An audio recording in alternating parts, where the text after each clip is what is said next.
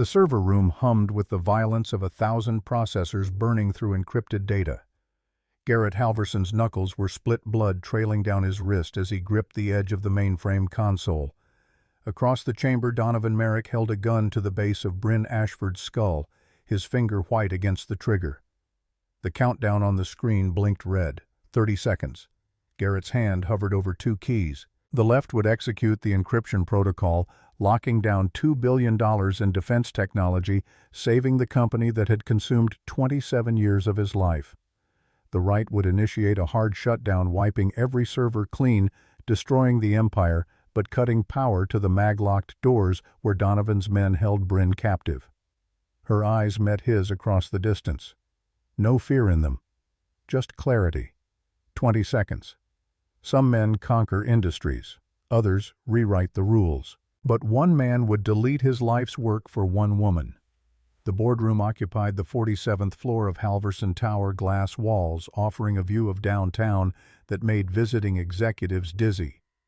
Garrett sat at the head of the obsidian table, fingers steepled, watching Gerald Kane from Titan Defense squirm through his pitch.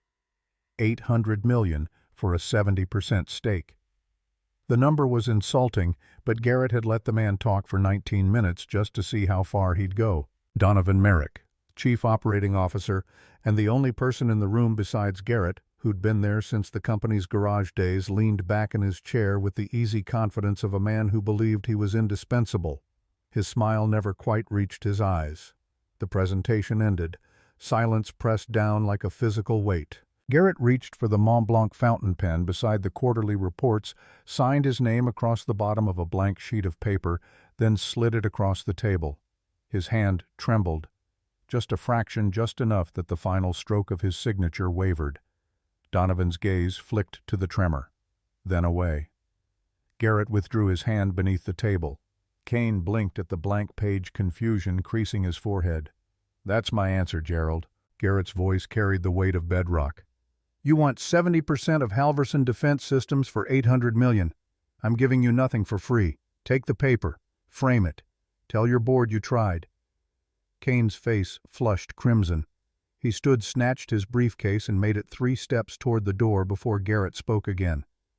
"The price isn't negotiable because the company isn't for sale. Not to you. Not to anyone who thinks they can walk in here and lowball me because they've read about my condition in some leaked memo." The room went silent enough to hear the air conditioning hum. Kane left without another word. The other board members began gathering their materials, but Garrett raised one finger. They froze. "Donovan, a word. Everyone else out." The exodus was swift. When the door clicked shut, Donovan stood and poured 2 glasses of whiskey from the bar cart, sliding one across the table.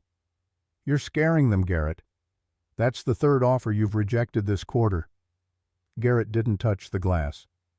"You think I should sell?" "I think you should consider your options." Donovan settled back into his chair, the picture of reasonable concern.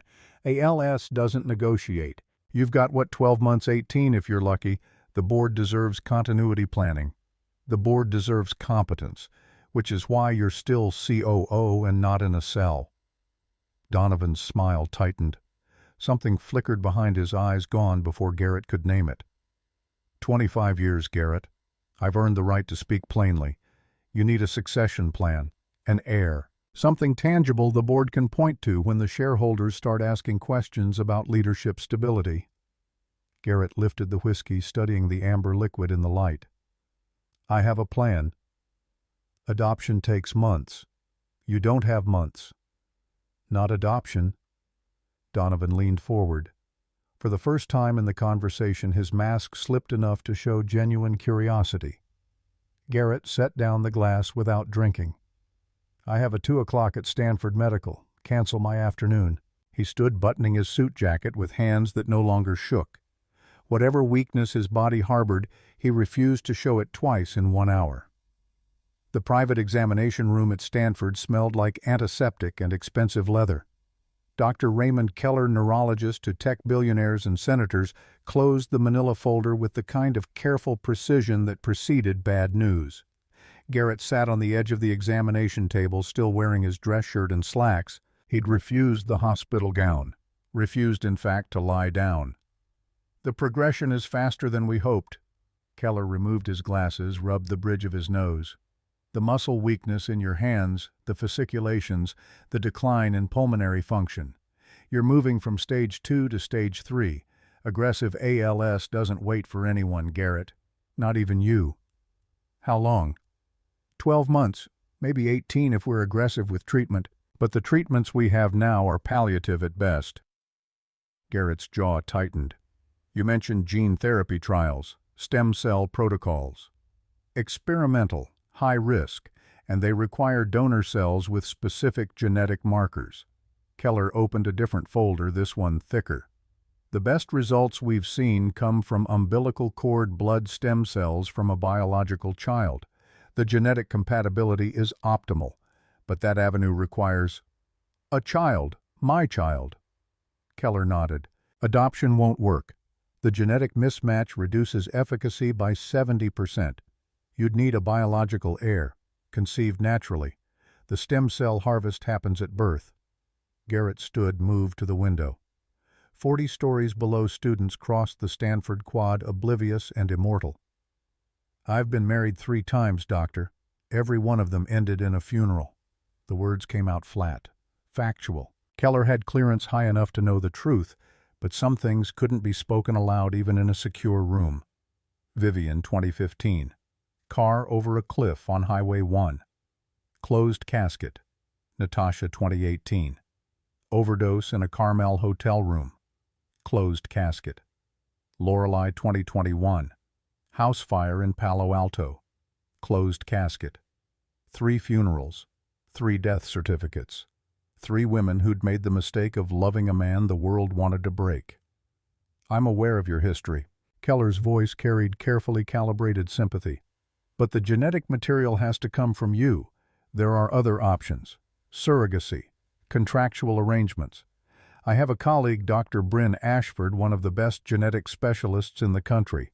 She's helped clients in similar situations navigate the medical and legal complexities. Garrett turned from the window. I don't need a colleague. I need a solution. Dr. Ashford is the solution. She's brilliant, discreet, and happens to be in a position where a substantial financial incentive might be welcome. Something in Keller's tone made Garrett pause. What kind of position? Her father owes $5 million to some very motivated creditors, the kind who don't accept payment plans. Keller slid a business card across the desk. She's not for sale, but her circumstances are negotiable. Garrett picked up the card. Dr. Bryn Ashford, Genetic Medicine, Stanford Medical School. Set up a meeting, not here. Somewhere neutral. Your office. My lawyer's office. I want everything documented before I say a word. The law firm of Patterson Gray and Associates occupied 3 floors of a building 2 blocks from Halverson Tower. Garrett arrived 15 minutes early and spent the time reviewing the contract his attorneys had drafted based on instructions he'd given over an encrypted call the night before.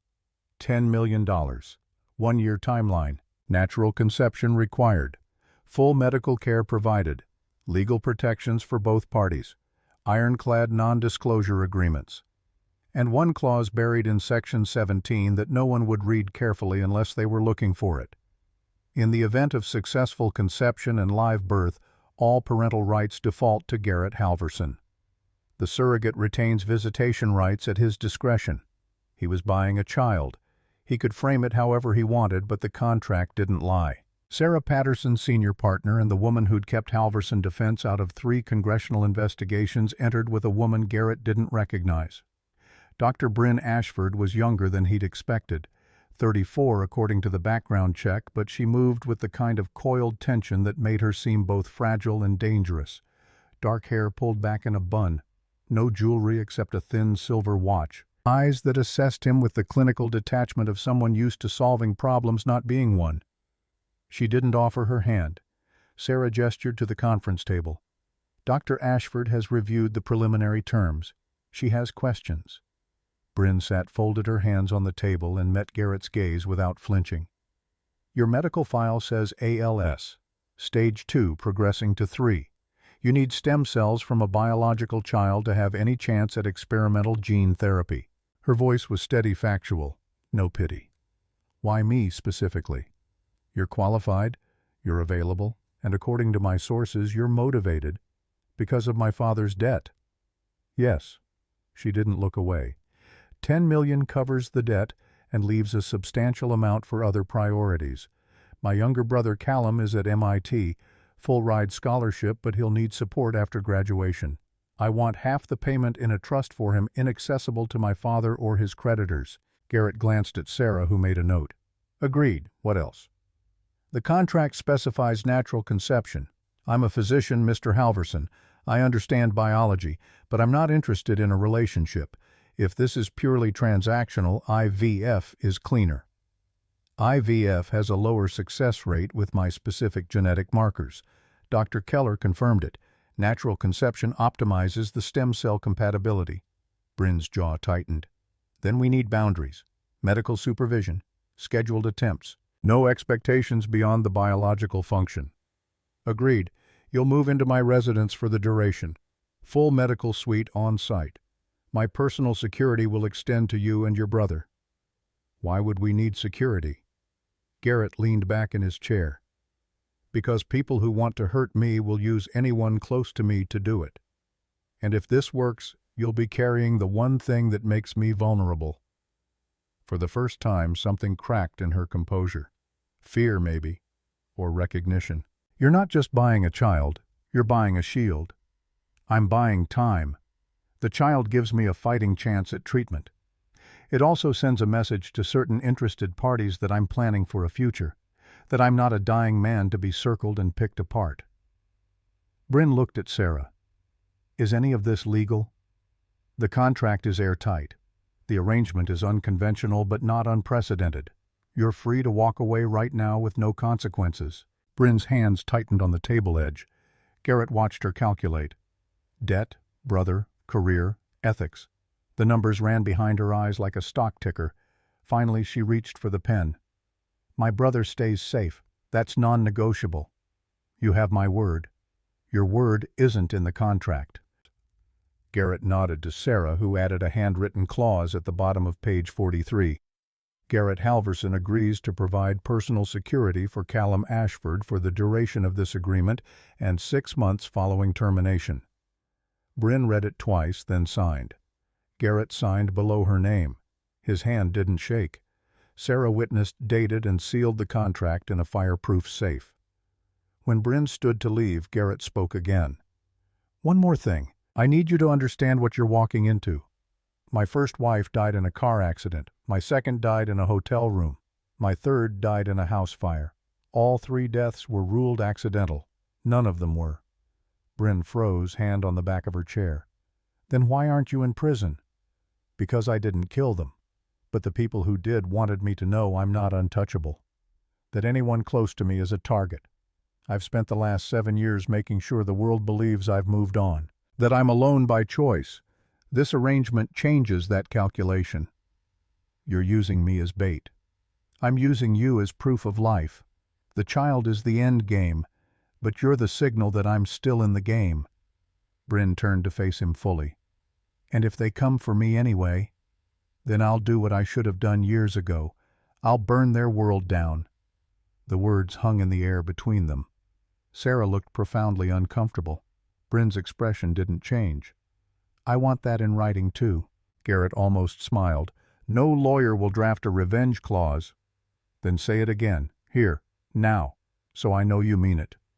He stood, closed the distance between them until he could see the flecks of gold in her dark eyes. If anyone tries to hurt you or your brother, I will dismantle their lives piece by piece until there's nothing left but ash and memory. You have my word. Bryn held his gaze for 5 full seconds. Then she left without another word. The penthouse occupied the top 3 floors of Halverson Tower. Bryn arrived 2 days later with a single suitcase and a rolling case of medical equipment. Security had already swept her belongings, installed biometric locks on her assigned bedroom, and briefed her on evacuation protocols. Garrett was in his study when she arrived. He heard the elevator chime, heard her speaking quietly with Marcus, the head of his security detail. He gave her 30 minutes to settle before knocking on her door.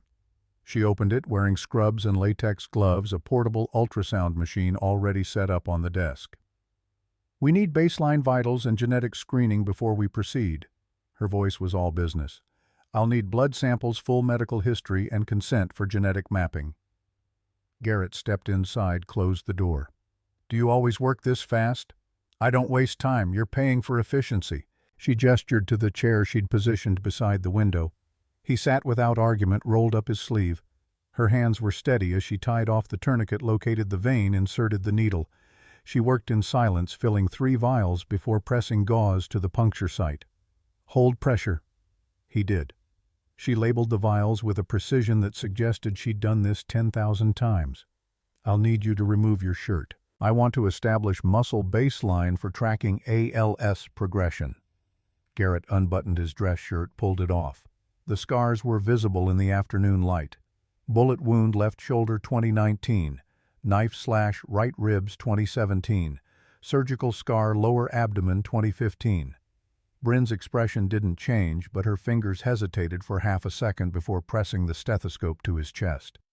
"Deep breath." He complied. She moved the stethoscope, listened, made notes on her tablet. Again, 3 more breaths. Then she switched to a reflex hammer, testing responses in his arms, his legs. The tremor in his right hand appeared at the 4th test. She noted it without comment. ALS progression is measurable in motor function decline. I'll track this weekly. Any change in speech, swallowing, or breathing, you tell me immediately." "Understood." She stepped back, crossed her arms. "The contract says natural conception. That means we need to establish a timeline. My cycle is regular. Ovulation occurs in 11 days. We'll have a 72-hour window for optimal conception probability." Garrett pulled his shirt back on, began buttoning it. "You're very clinical about this." "I'm a doctor. Clinical is my default." She paused. "But for the record, I don't take orders. Not in medicine, not in life. You're not my patient and you're not my employer. We're partners in a biological transaction. If you can't respect that boundary, this ends now." Garrett finished the last button, met her eyes. "No one has spoken to me like that in 15 years. Then you've been surrounded by the wrong people." Despite everything, the corner of his mouth twitched. "Fair enough. Partners, then." She nodded, began packing up the equipment. "I'll have the lab results in 3 days. We'll schedule the first attempt based on hormonal indicators. Until then, stay out of my way." She left before he could respond. Garrett stood alone in the guest room that now smelled like antiseptic and determination, and for the first time in 7 years, something other than rage stirred in his chest. Respect, maybe, or the beginning of something far more dangerous. The call came at 2 in the morning, 5 days after Bryn moved in. Garrett was awake, as he always was at this hour, working through financial reports in his study. The private line blinked. Only 6 people had the number. He answered on the second ring. Marcus, head of security, didn't waste time. "Sir, we have a situation. The IVF lab at Stanford Medical was broken into 3 hours ago. Somebody torched the genetic storage unit. Dr. Ashford's frozen samples were in that unit." Garrett's hand tightened on the phone. "Casualties?" "None. Building was empty. But whoever did this knew exactly where to look. This wasn't random." "Pull the security footage. I want names." "Already done. Clean team. No faces. But they bypassed a biometric lock that requires internal access codes." "Inside job." Garrett ended the call, pulled up the security feed from Bryn's room. She was asleep, curled on her side, unaware. He made 2 more calls. The first to his head of legal. The second to a number that hadn't been dialed in 4 years. The voice that answered was rough with sleep and suspicion. "Garrett, I need the protocol activated." Silence. Then an exhale that might have been a laugh or a curse. "You said you were done, that the network was closed." "I lied. Activate Montana, Alaska, and New Mexico. Full lockdown. No communication except through the emergency line." "What happened?" "Someone's making a move. I need the 3 of them dark until I know who." Another pause. "They're not going to like this. They don't have to like it. They just have to stay alive." The line went dead. Garrett stood, poured 2 fingers of whiskey, and stared out at the city lights bleeding into the fog. Vivian, Natasha, Lorelei. 3 funerals, 3 closed caskets, 3 women the world believed were buried in expensive plots across California. 3 women who were very much alive, hidden under false names in remote corners of the country, protected by a network Garrett had built with favors, blackmail, and enough money to make U.S. Marshals look the other way. The architect protocol, his greatest secret, his deepest shame. He'd saved them by erasing them. Now someone was trying to erase Bryn. Morning came with the smell of coffee and the sound of Bryn's voice raised in frustration. Garrett found her in the kitchen, phone pressed to her ear, pacing in tight circles. "I don't care what the insurance says, Dr. Keller. Those samples represented 6 months of prep work. We're back to square one." She listened, jaw tight, then ended the call without saying goodbye. Garrett poured 2 cups of coffee, slid one across the counter. "I heard." She looked at him, eyes sharp with suspicion. "You don't seem surprised." "I'm not." "Why?" He leaned against the counter, hands wrapped around the mug. "Because someone doesn't want this pregnancy to happen, and they're willing to commit arson to stop it." Bryn set down her phone very carefully. "You knew this might happen. I knew it was possible. I didn't know it was imminent." "What aren't you telling me?" Garrett took a slow sip of coffee, buying time to decide how much truth she could handle. "My name is Garrett Halverson. That's what's on the business cards, the corporate filings, the Forbes list. But 15 years ago, before I built Halverson Defense, I was someone else. I went by a different name, did different work." Bryn's eyes narrowed. "What kind of work?" "The kind that makes enemies.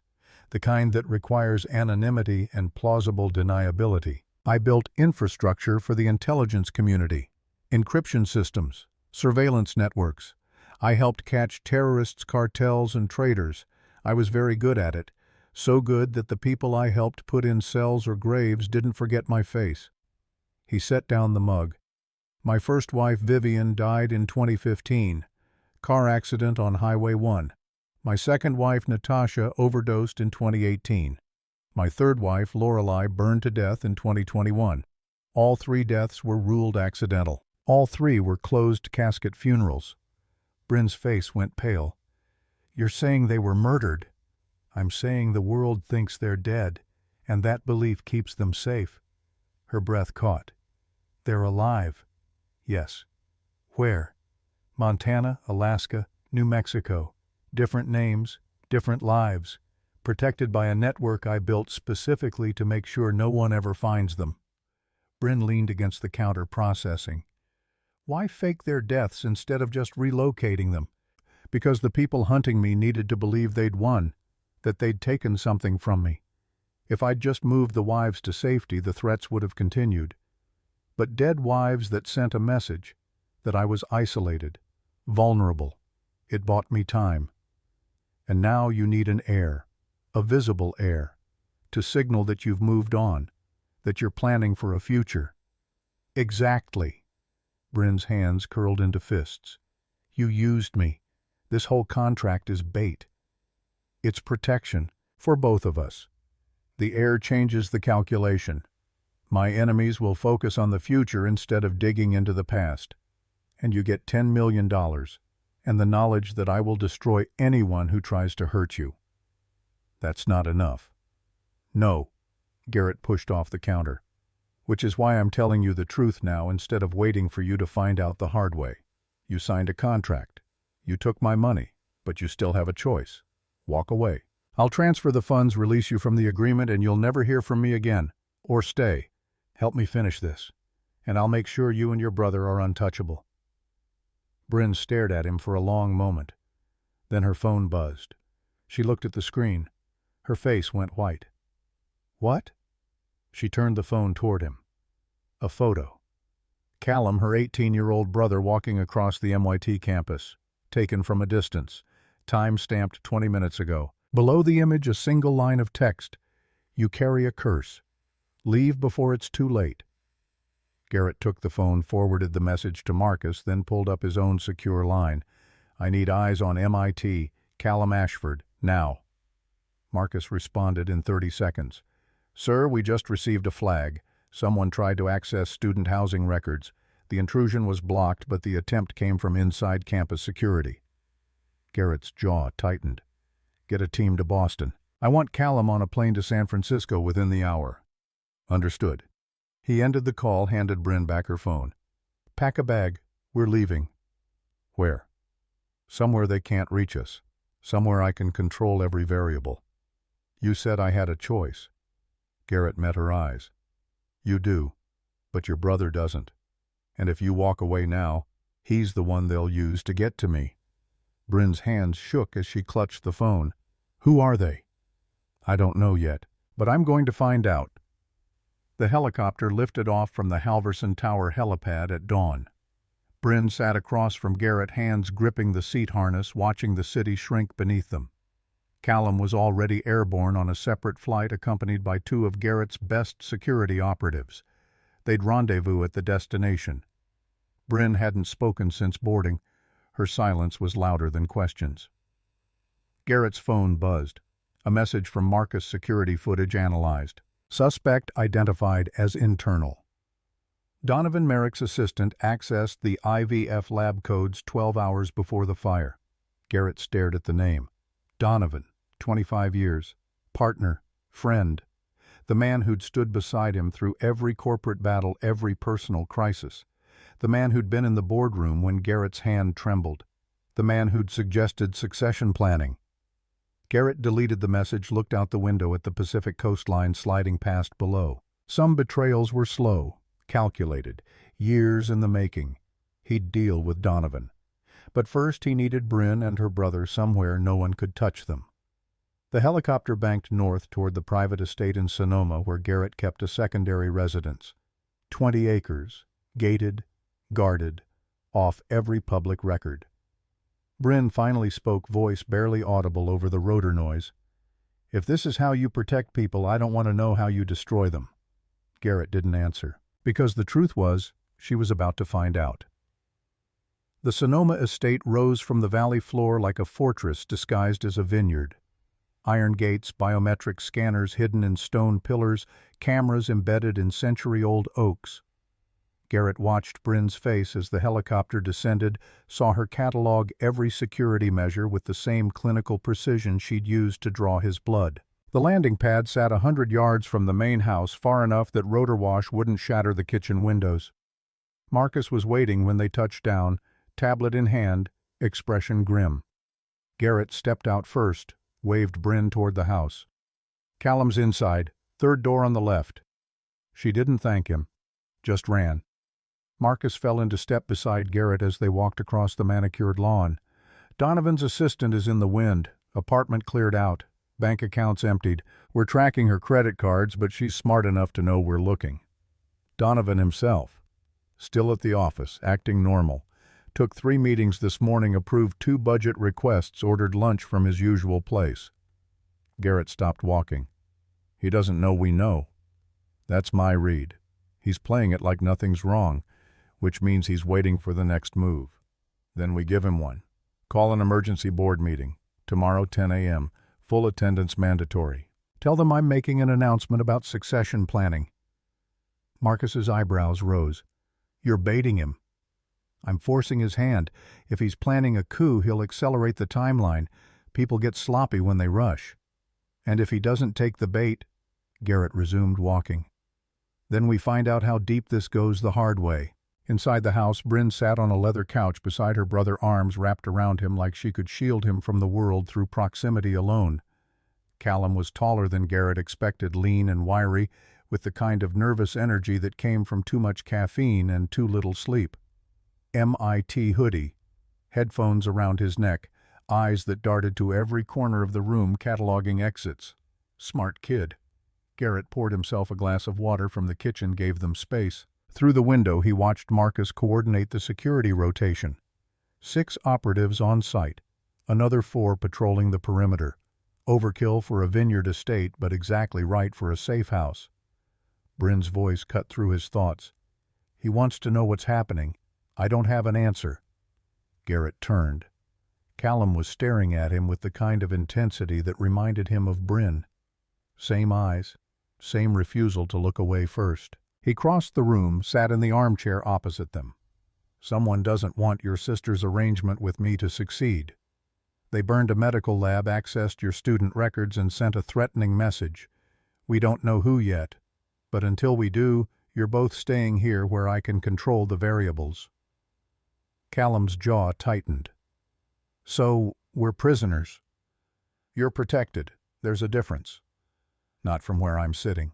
Bryn put a hand on her brother's arm, but he shook it off, stood. "I have exams in 3 days. I have a life. You can't just pull me out of it because some billionaire has enemies." Garrett didn't move. "Your sister signed a contract that made you a target. I'm honoring my end of that contract by keeping you alive. You can hate me for it, but you're staying here until the threat is neutralized." Callum looked at Bryn, betrayal written across his face. "You didn't tell me any of this." "I didn't think that it would matter, that I'd care." His voice cracked. "Dad's debt almost got us killed twice already. Now you're selling yourself to pay it off, and I'm supposed to just go along with it." Bryn stood, reached for him. "Callum, it's not like that." "Then what's it like, Bryn? Because from here it looks like you made a deal with someone as dangerous as the people Dad owes money to." The words landed like a slap. Bryn's hand dropped. Garrett rose from the chair. "Your sister made a choice that protects both of you. She could have walked away when things got complicated. She didn't. That takes courage most people don't have. You want to be angry? Be angry at the people threatening her, but don't mistake her strength for weakness." Callum turned on him. "You don't get to defend her. You're the reason she's in danger." "No, I'm the reason she has a chance to get out of danger. There's a difference." The two of them stood 3 feet apart, tension crackling like static electricity. Bryn stepped between them. "Enough, both of you." She looked at her brother. "I know you're scared. I'm scared too. But Garrett's right. We're safer here than anywhere else. Just trust me. Please." Callum's shoulders sagged. He looked younger, suddenly more boy than man. "I don't have a choice, do I?" "No. But that's not your fault." He pulled away, headed for the door. "I need air." Marcus appeared in the doorway before Callum could reach it. "I'll walk with you, show you the grounds." Callum glanced back at Bryn, then nodded. When they were gone, silence filled the space like water. Bryn sank back onto the couch, buried her face in her hands. "He's right. I dragged him into this." Garrett sat beside her, kept a careful distance. "You didn't drag him anywhere. Your father's choices created the situation. You made the best decision available. That's not the same thing as fault. Tell that to Callum. He's 18. He'll figure it out, or he won't. Either way, he'll survive." Bryn lifted her head, eyes red but dry. "How do you do it? Live with all this weight?" Garrett leaned back, stared at the ceiling. "You learn to carry it differently. Distribute the load. Accept that some things can't be fixed, only managed." "That's a terrible philosophy." "It's the only one that works." She laughed, sharp and humorless. "God, we're really doing this, aren't we? Hiding in a vineyard fortress waiting for your enemies to make a move. This is insane." "Yes, but you're still here." "Because I'm an idiot." "Because you're committed. There's a difference." Bryn looked at him, something shifting behind her eyes. "Why do you keep saying that there's a difference? Like everything in the world has a clear distinction." "Because it does. People confuse proximity with causation, courage with recklessness, love with obligation. The lines are blurry, but they exist. You just have to be willing to see them." "And which side of the line am I on?" Garrett met her gaze. "That depends. Are you here because you need the money, or because you want to see how this ends?" Bryn didn't answer. The silence stretched long enough to become a reply. The emergency board meeting convened at 10 a.m. sharp in the Halverson Tower conference room. Garrett arrived 15 minutes early, watched the others file in through the glass walls. 12 directors, 3 major shareholders. Donovan, immaculate in a charcoal suit, took his usual seat at Garrett's right hand.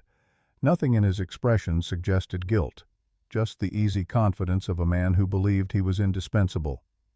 Garrett opened the meeting without preamble. "I'm announcing a formal succession plan. Effective immediately, I'm establishing a trust for my biological heir. In the event of my death or incapacitation, controlling interest in Halverson Defense Systems will pass to that heir with operational management determined by a board-appointed conservator until the child reaches majority. The room erupted. Questions overlapped, voices rising. Donovan leaned back in his chair, smile tight. I didn't know congratulations were in order, Garrett. You've been keeping secrets. Not secrets, contingencies. And the mother, do we get to meet her, or is she another ghost in your collection? The temperature in the room dropped 10 degrees. Garrett's voice stayed level.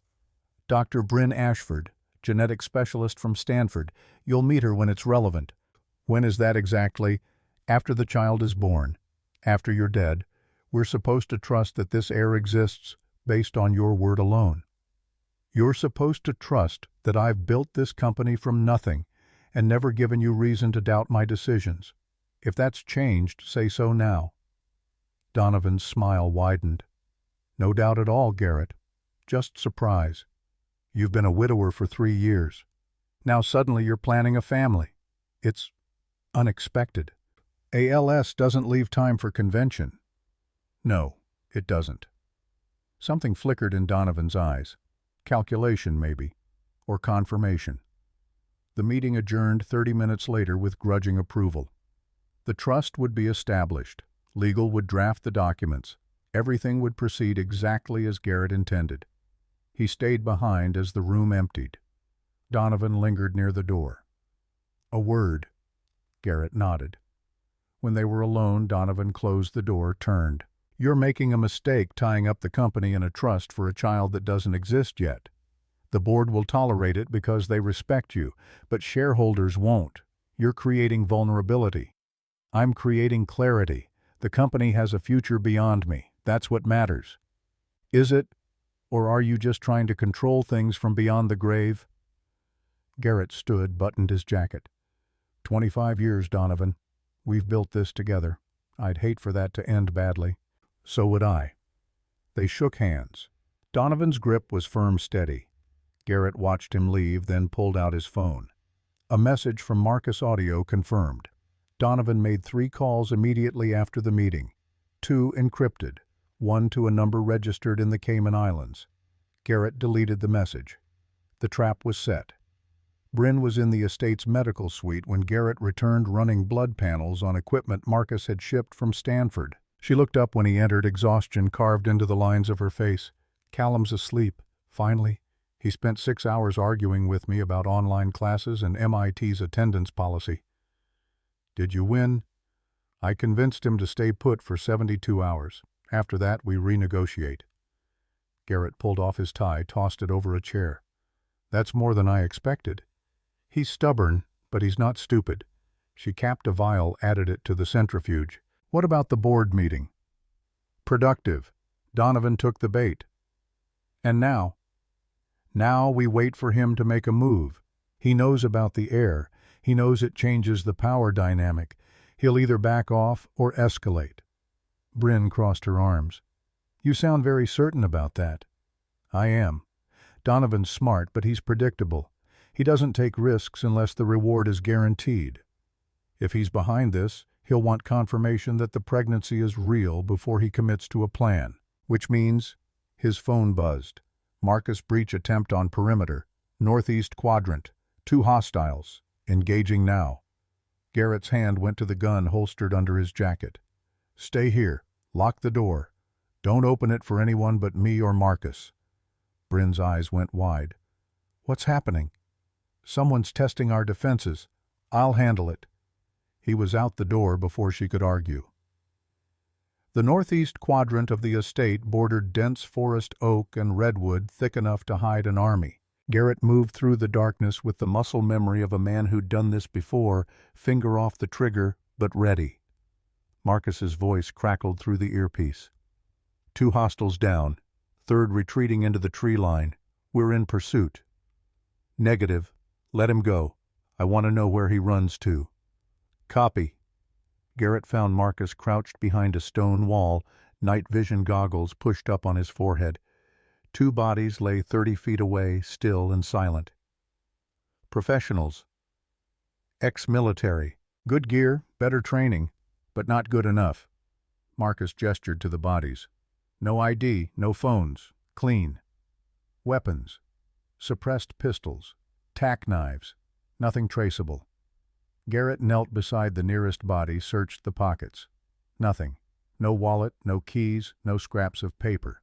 Whoever sent them had trained them well, but not well enough. He found it in the lining of the man's jacket, a small tracker still active broadcasting coordinates. Marcus saw it, swore. They weren't here to breach.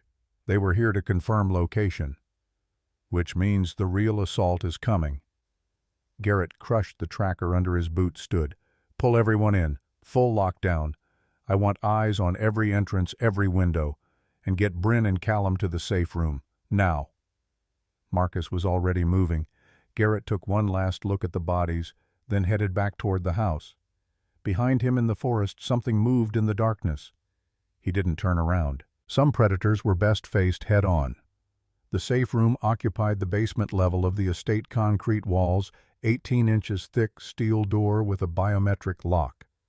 Bryn sat on a cot, arms around Callum, watching Garrett pace. How long do we stay down here? Until I know it's safe.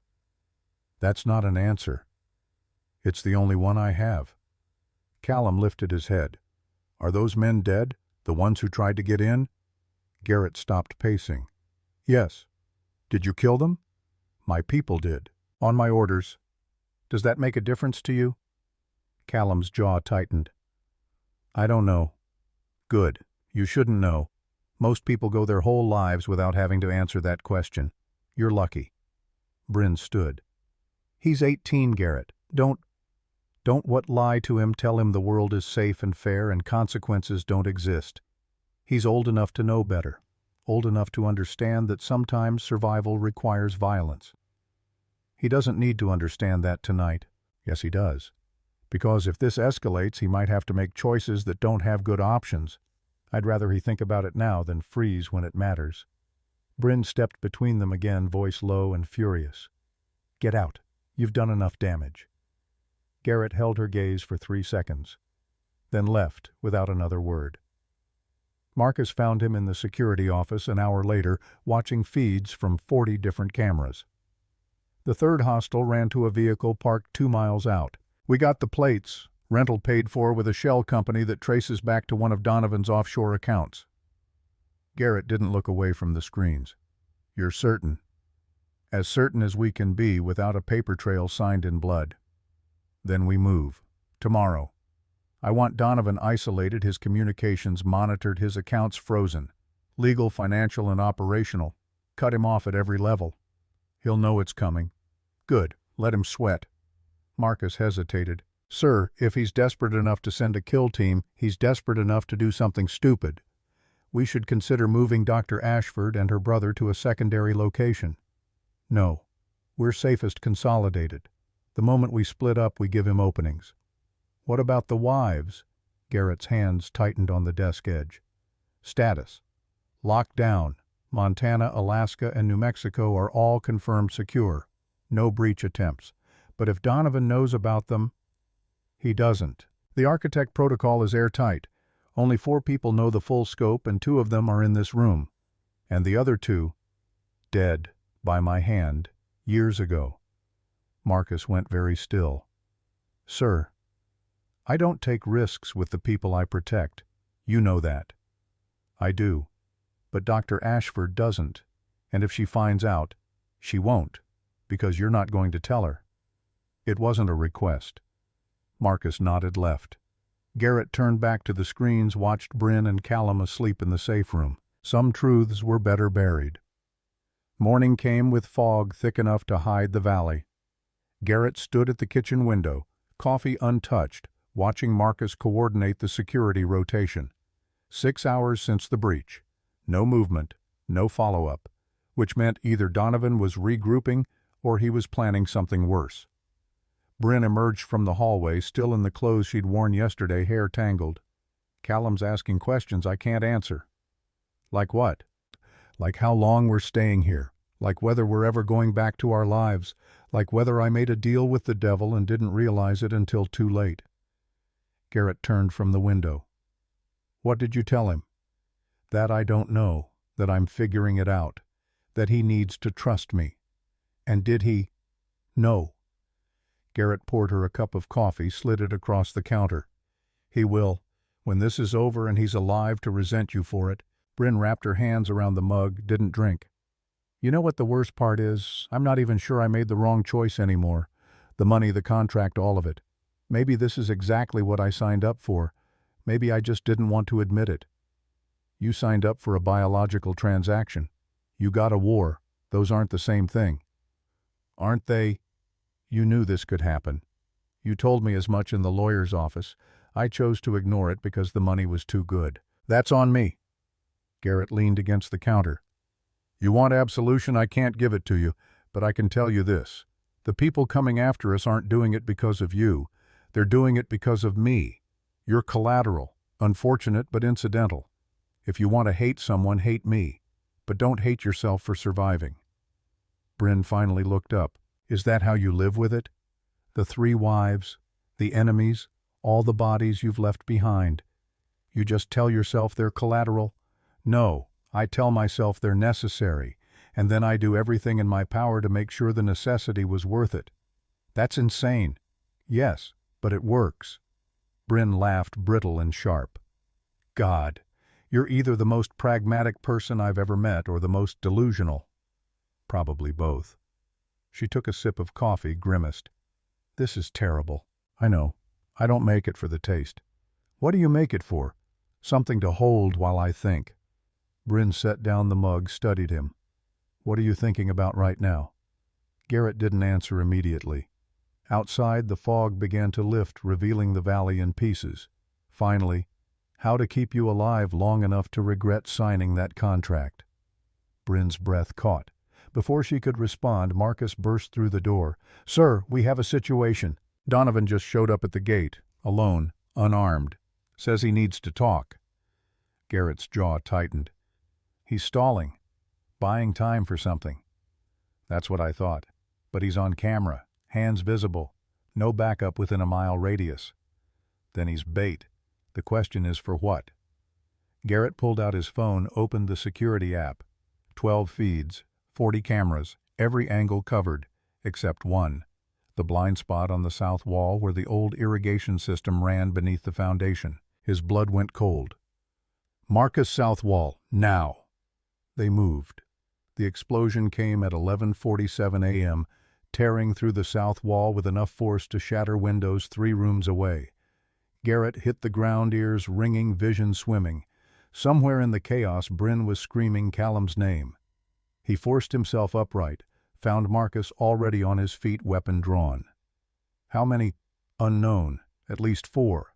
They're using the breach as an entry point. Bryn and Callum.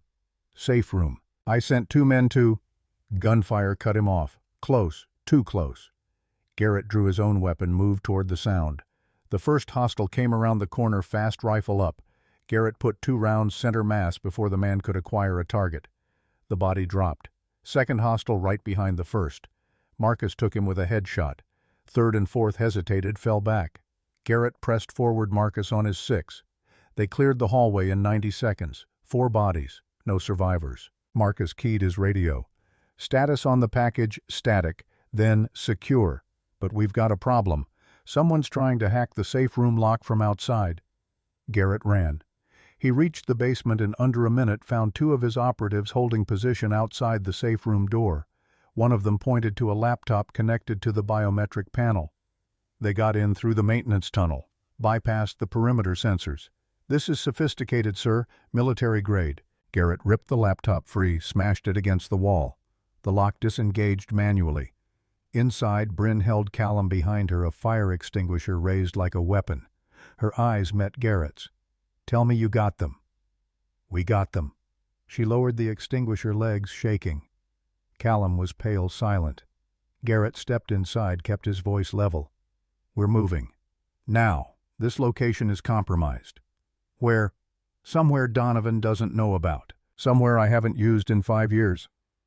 He pulled out his phone, made a call to a number he'd sworn never to dial again.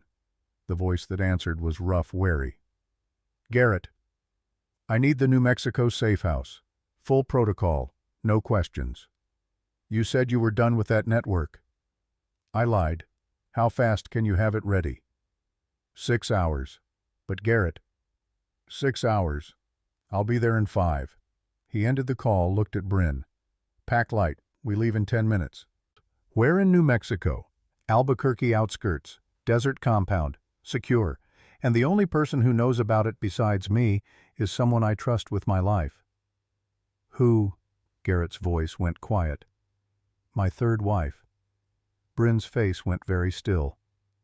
You mean Lorelei? The one who supposedly burned to death? Yes.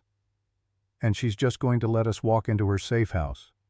No questions, no consequences. She'll have questions, but she'll help. She always does. Callum spoke for the first time. This is insane. All of it. You're insane. Garrett turned to him. Yes, but I'm the kind of insane that keeps you breathing, so pack your bag and save the philosophy for later. He left them there, headed back upstairs. Marcus was coordinating cleanup. Donovan had disappeared from the gate the moment the explosion hit. Coward or strategist. Garrett made one more call before they left. This time the voice that answered was cold, controlled. Mr. Halverson, to what do I owe the displeasure? I need a favor, Agent Cross, the kind that doesn't go through official channels. FBI Special Agent Rebecca Cross had owed Garrett for 6 years, ever since he'd provided intelligence that broke a domestic terrorism ring. She didn't like owing him, but she paid her debts. What kind of favor? Donovan Merrick. I need every communication, every transaction, every breath he takes monitored, and I need it off the books. That's illegal. So is attempted murder. Choose your line. Silence. Then, 72 hours. That's all I can give you. That's all I need. The line went dead. Garrett stood in the ruined hallway, surrounded by bodies and shattered glass, and felt something shift inside him. Not fear, not rage, clarity. Donovan wanted a war. He was about to get one. The helicopter lifted off. 40 minutes later, Bryn and Callum strapped in silent. Marcus rode shotgun eyes scanning the horizon. Below, the Sonoma estate burned, not from the explosion, from the charges Garrett had set himself before they left. No evidence, no witnesses, no trail, just ash and memory. Bryn watched the smoke rise, face unreadable. Garrett leaned close enough for her to hear over the rotors. I'm sorry. For all of this. She didn't look at him. No, you're not. You'd do it again. Yes, but I'd still be sorry. Bryn finally turned eyes hard. When this is over, we're going to have a very long conversation about what you owe me. I know. And it won't end with money. I know that too. She held his gaze for 3 seconds, then looked away. Outside California fell behind them as they crossed into Nevada airspace. Ahead, New Mexico waited.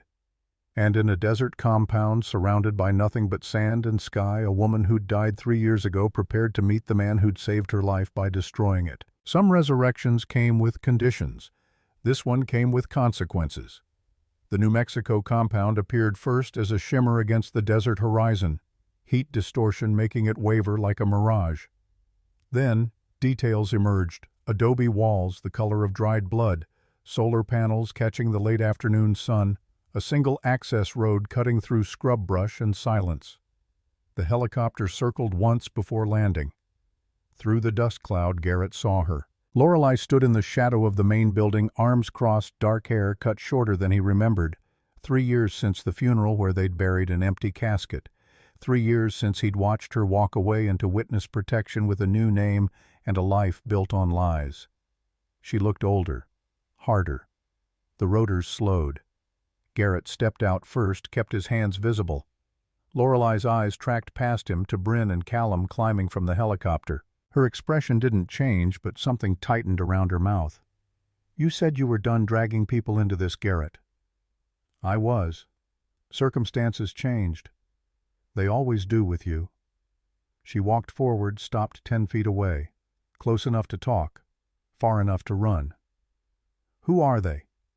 Dr. Bryn Ashford, her brother Callum. They're under contract. and under threat. From Donovan. You know about that?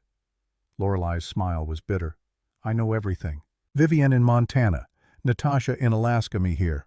We talk Garrett. Did you think we wouldn't?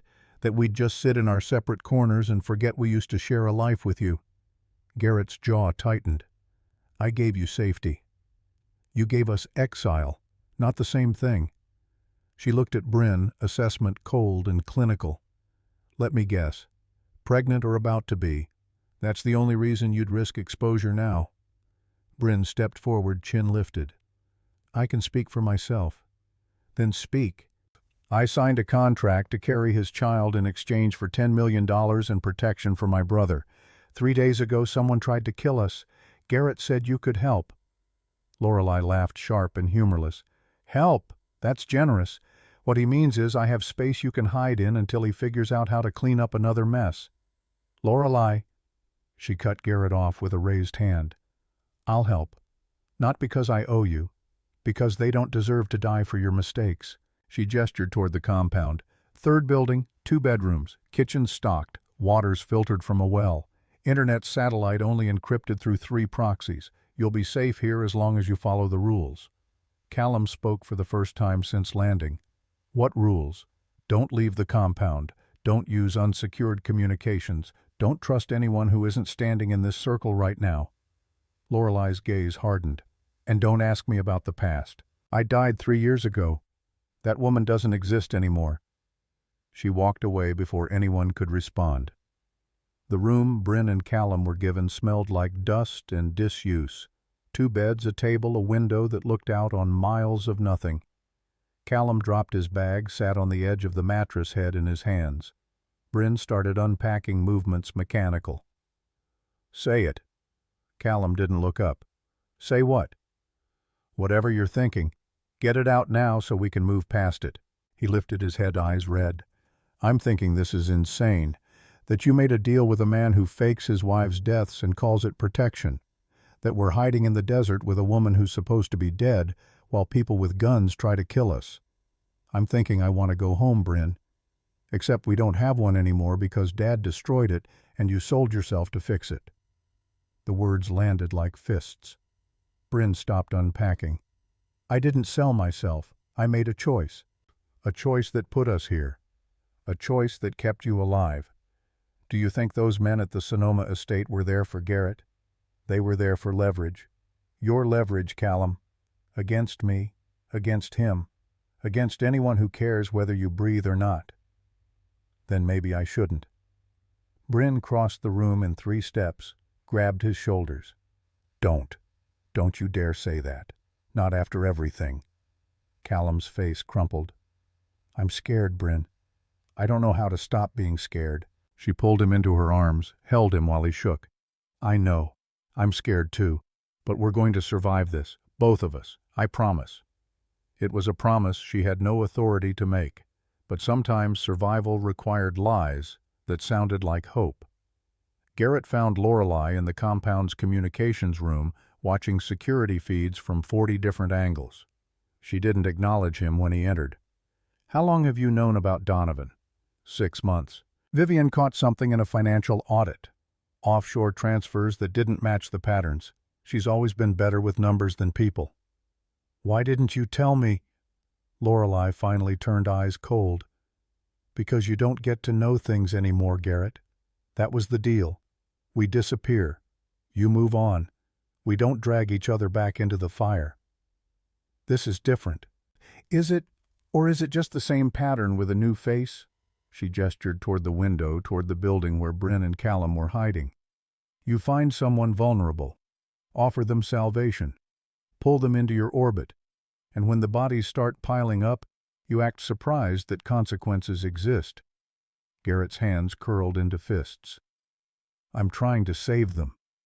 You're trying to save yourself. They're just the method. Lorelei stood, faced him fully. I loved you once, enough to fake my own death when you asked, enough to let you erase me. But love doesn't mean I don't see you clearly, Garrett. You're not a protector. You're a collector. You gather people and call it loyalty. But the moment they become inconvenient, you bury them. I never buried you. No, you just made sure no one could ever find me again, including myself." The silence stretched thick with old wounds. Finally, Garrett spoke, voice low. "Donovan sent a kill team to Sonoma. 4 men. Military training. They breached the south wall, tried to hack the safe room. They were there for Bryn and Callum. If I hadn't moved them, then they'd be dead. And you'd find another solution, another contract, another vulnerable woman with debts and desperation." Lorelei crossed her arms. "Don't mistake me for an ally, Garrett. I'm helping because she doesn't deserve what happened to me. But the moment this is over, you leave, and you don't come back." "Understood." She turned back to the monitors. "Donovan's tracking you. He has to be. The Sonoma breach was too precise. He knows your patterns, your safe houses, everywhere you've ever taken us." "Not everywhere. He doesn't know about the wives, about the protocol." "Are you sure? Because if he does, we're not safe. None of us." Garrett pulled out his phone, opened an encrypted app. 3 dots on a map. Montana, Alaska, New Mexico, all still green, all still secure. He showed her the screen. Lorelei studied it, then nodded. "For now. But that can change in a heartbeat. You know that better than anyone." "I do. Which is why I need to end this. Fast." "How?" Garrett's expression went cold. "By giving Donovan exactly what he wants." The plan took shape over the next 6 hours. Garrett in the communications room, Marcus on a secure line from a hotel in Albuquerque, FBI Special Agent Rebecca Cross feeding them intel that technically didn't exist. Donovan had made 17 calls since the Sonoma attack, 12 to his lawyers, 3 to offshore accounts, 2 to an unlisted number in Washington, D.C. Cross had recordings of all of them. "He's building a case for a hostile takeover, claims you're mentally unfit due to ALS progression, has medical opinions from 3 doctors you've never met. He's planning to move on the board within 72 hours. Garrett leaned back in his chair. "Let him," Marcus's voice crackled through the speaker. "Sir, if he gets board approval?"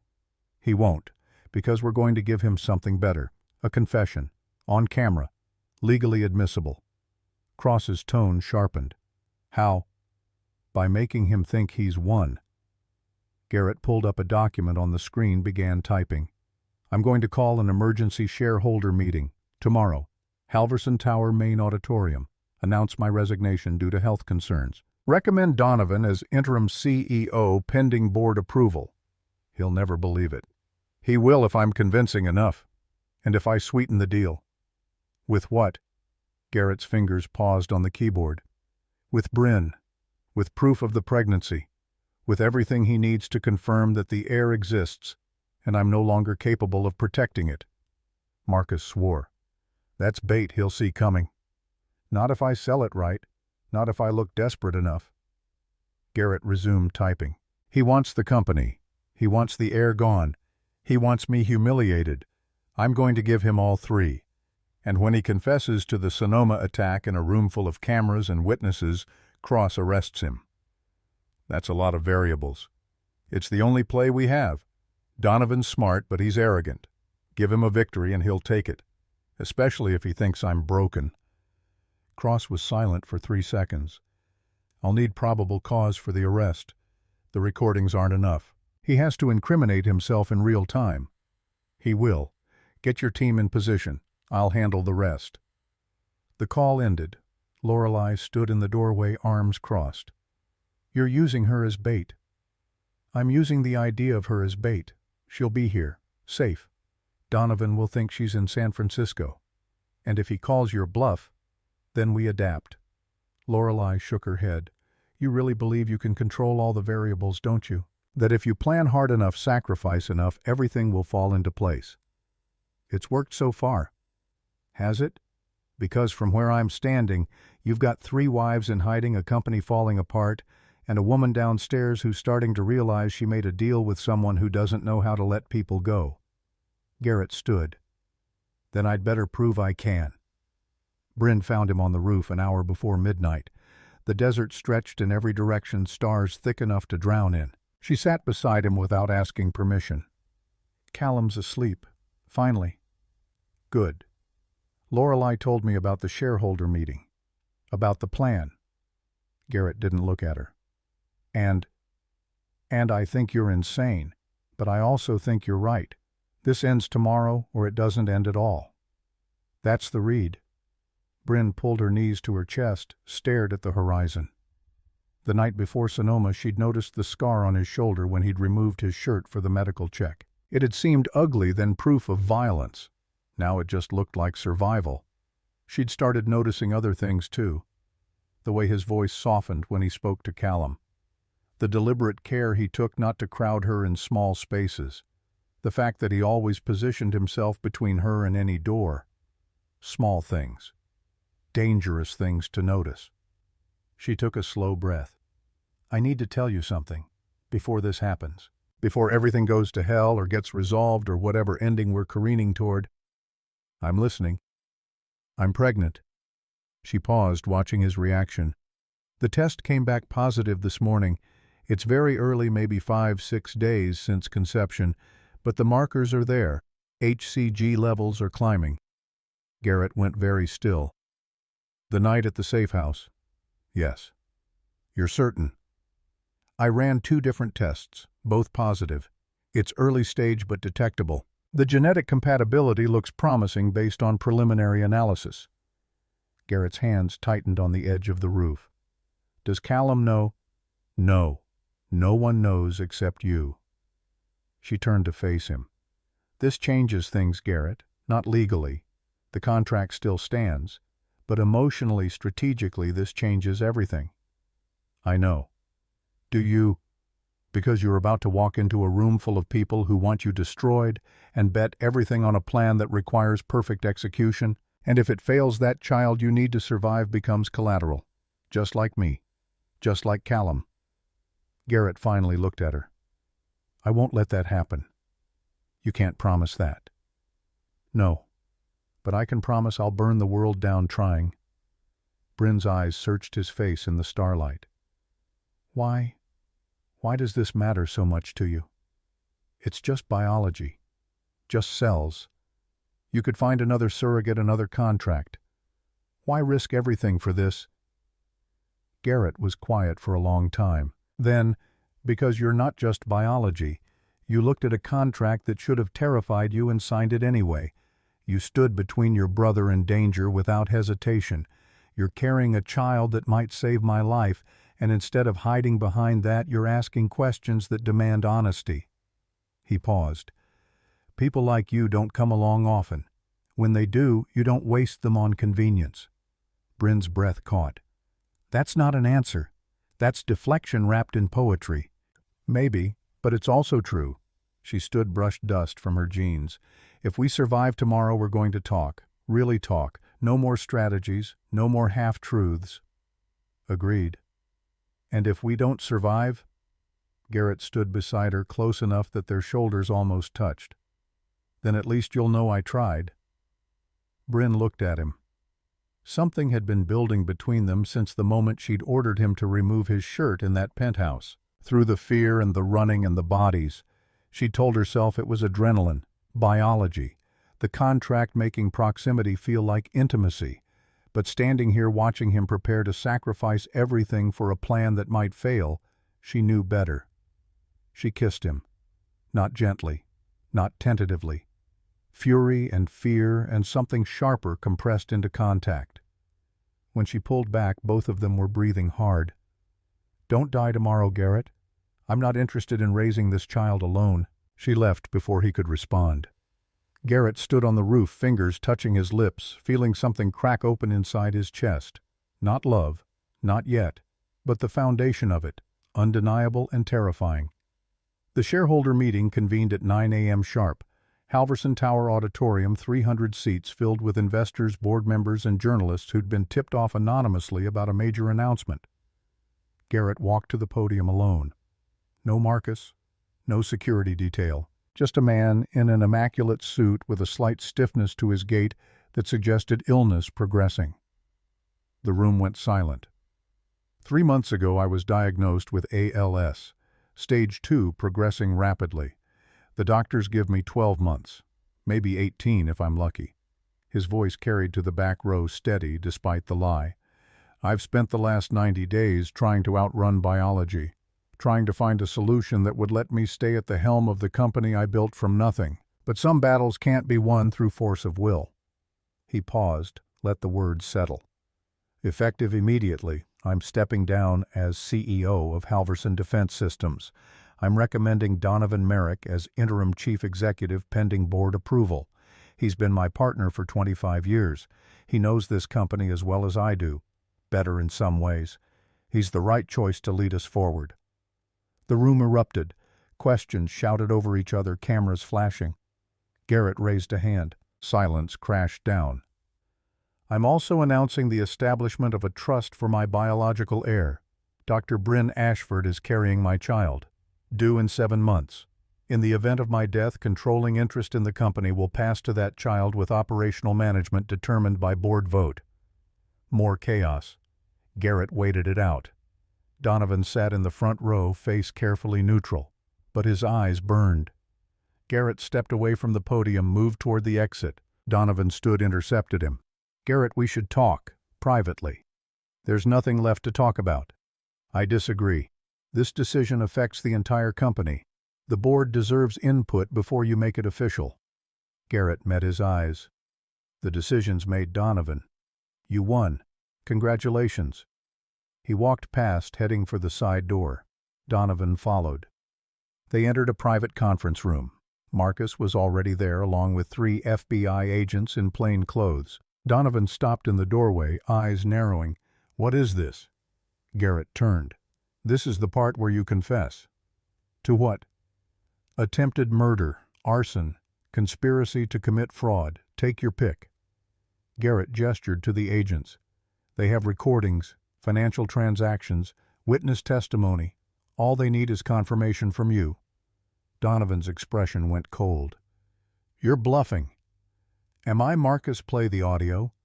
Marcus hit a button. Donovan's voice filled the room crystal clear. The lab needs to burn tonight. Make it look random. No traces. Another clip. Halverson's doctor is pregnant. That changes the timeline. We move within 72 hours or we lose leverage. A third. If the heir exists, the trust becomes ironclad. Kill the doctor. Frame it as a miscarriage. Problem solved. Donovan lunged for the door. 2 agents blocked him. Special Agent Rebecca Cross stepped into the room. Donovan Merrick, you're under arrest for conspiracy to commit murder, arson, and securities fraud. You have the right to remain silent. Donovan's face twisted. This is illegal. Those recordings were obtained without a warrant. Actually, they were obtained through a confidential informant. Your assistant, the one you paid to torch the Stanford lab. She flipped the moment we offered immunity. Donovan turned on Garrett, rage finally breaking through. You think this ends it? You think arresting me solves anything? I've been planning this for 5 years, Garrett. 5 years. I have contingencies you haven't even thought of. People loyal to me. Resources you can't touch. Name them. Donovan smiled. You'll find out soon enough. Cross gestured to the agents. Get him out of here. They dragged Donovan from the room, still smiling. When the door closed, Garrett exhaled slowly. Marcus handed him a glass of water. Sir, his threat isn't empty. He's right. This isn't over. Cross crossed her arms. We'll tear apart his network, every account, every contact. But you need to understand Garrett. He's been embedded in your company for 25 years. If he has sleeper agents, finding them will take time we might not have. How much time? Days, maybe hours. Garrett's phone buzzed. A message from Lorelei: perimeter breach. New Mexico compound. Multiple hostiles. We're under siege. His blood went ice. Marcus, get the helicopter. Now. The flight to New Mexico took 90 minutes that felt like 90 hours.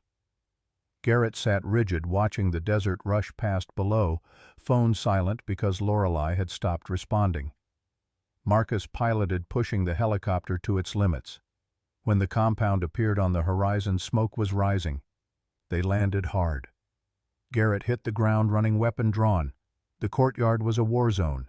3 bodies in tactical gear. Bullet holes in the adobe walls, blood pooling in the dust. He found Lorelei in the communications room, makeshift bandage around her arm, face pale but focused. "Bryn and Callum. Safe room. I got them inside before the shooting started. But Garrett, they had blueprints. They knew the layout. Every entrance, every weak point." "How many?" "6. I dropped 3. Marcus's people got 2 more. The last one retreated when backup didn't arrive." Garrett moved to the safe room, entered the code. The door swung open. Bryn stood with a gun in her hands, Callum behind her. Both alive, both terrified. Relief hit him like a physical blow. "You're okay." Bryn lowered the gun, hands shaking. "Define okay." Garrett pulled her into his arms, felt her collapse against him. Callum's voice was small. "Is it over?" Garrett looked over Bryn's head at Lorelei, at the blood and bodies in ruin. "Not yet, but soon." The cleanup took 6 hours. FBI forensics team arrived, processed the scene. The dead hostiles were identified through fingerprints, private military contractors, all with ties to shell companies Donovan controlled. Cross stood in the courtyard directing her team. "We're freezing every account, seizing every asset. Donovan's network is collapsing, but the people he hired, some of them are true believers.